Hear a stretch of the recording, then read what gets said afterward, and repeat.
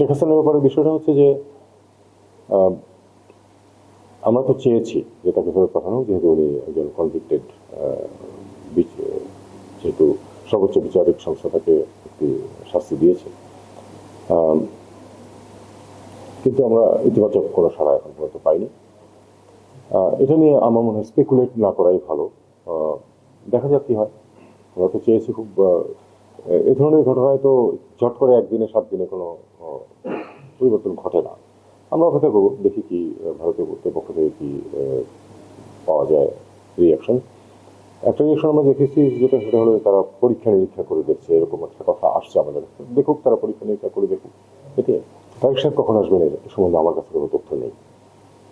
ওনার স্ত্রী সম্ভবত আসছেন বা পৌঁছে গেছেন হয়তো ইতিমধ্যে, আজকে সকালে পৌঁছার কথা ছিল। আহ, বেগম জিয়াকে আজকে নেওয়া হচ্ছে না, আমি যেটুকু ঢাকা থেকে আজকে সকালে জানলাম যে আজকে নেওয়া হচ্ছে না, একটু টেকনিক্যাল প্রবলেম দেখা যাচ্ছে ওই এয়ারক্রাফটে। সেক্ষেত্রে হয়তো একটা দিন দেরি হতে পারে। আপনারা জানতে পারবেন, সেটা হয়তো টিভিতে চলে আসবে, আপনারাও জানতে পারবেন।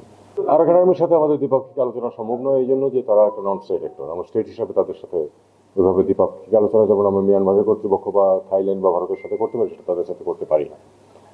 তবে আমাদের স্বার্থ যেহেতু আছে, আমাদেরকে দেখতে হবে।